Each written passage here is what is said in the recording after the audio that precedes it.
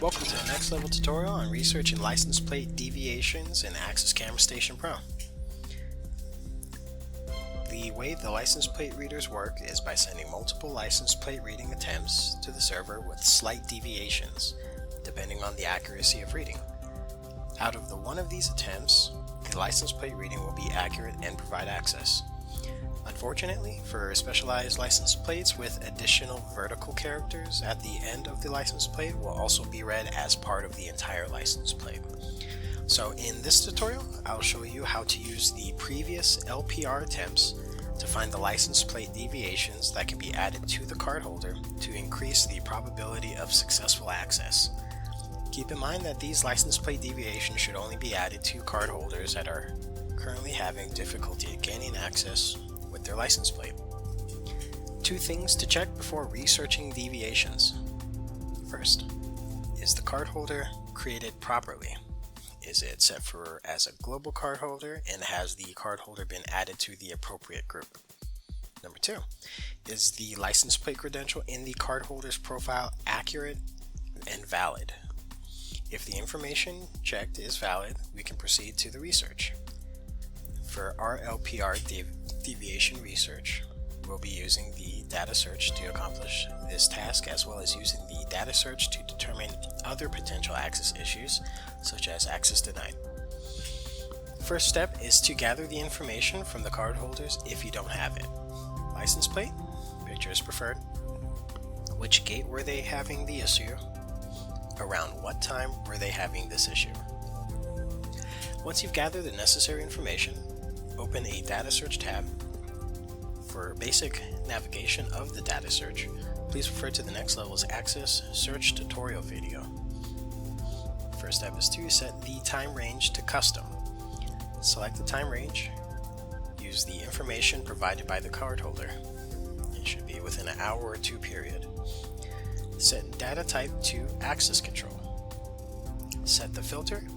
For doors and zones, make sure you select the gate that the card holder provided you. For the card holder, please leave it blank because we want to make sure we capture even failed attempts as well. For the event search, make sure you only check access granted and access denied. For the text filter, you can leave that blank. Click search. Once the data search results populate with all access for that gate in that time range. Okay, so for this example of trying to find license plate deviations, I'll be using this FedEx truck as an example. So this is at the Plaza del Centro gate, and it looks like it did read the license plate correctly on this particular entry. Let's take a closer look. Right, so it does have the ZIA symbol in the middle, which has given a failed attempt on this portion right here, the second attempt. It was correct the first time, so I'll throw out a second one. Same thing here, looks like we have a slight deviation on that T. Thinks it's a 7 from this particular angle. Let's take a look. Okay, it looks like it read it correctly twice towards the end as well. So when you put in this when you use this information for the license plate readers, these deviations can be used to be added into the system. Though keep in mind the ZIA symbol is on and off, and it will work on majority of attempts. Here's another deviation we have here at the same gate. Looks like this is from a valid card holder. So it says for group. Let's take a look. Okay, there we go. So for this entry, so for group was used correctly, though it does appear on the first attempt it mistaken one of the O's for a 0. So this would be another example of a slight license plate deviation. So we have the O and the 0 swapped, and then on the second attempt it looks like it does the same thing. So you can see the yellow with a black background leaves a nice high contrast for the license plate reader to attempt to read. So it looks like for group. It looks like it was added correctly though. These do look more like zeros and O's, so will have some deviations for O's and zeros. If it is a problem, if you are getting notice and complaints from the residents, then it's definitely something to look into. But a majority of times for these, the license plate reader will swap these characters on multiple attempts, just because O's and zeros are just very similar. But other than that, this information is what you would use for these deviations. So, for example, it would be one of these, or for the FedEx one. So we have a 7 here instead of a T, which we can use the video here to tell that is not a 7. That's obviously a T. For these license plates, you still have a good amount of contrast, right? This is a light background with dark text. The other one was a dark background with light text. So most license plates do have a pretty strong contrast. For specialty license plates with multiple, with like an image-like background on it, the contrast on there won't be as sharp as some of these standard license plates. So that's something to keep in mind as well. But other than that, you can just use these deviations. Here's another one we have here. So BCB K84. Let's give that a second for the image to load up. BCB K84. So it looks like it did read this one correctly, and this credential is just not in the system. But you can also see the multiple attempts from it. So instead of a B, looks like we have an 8 here.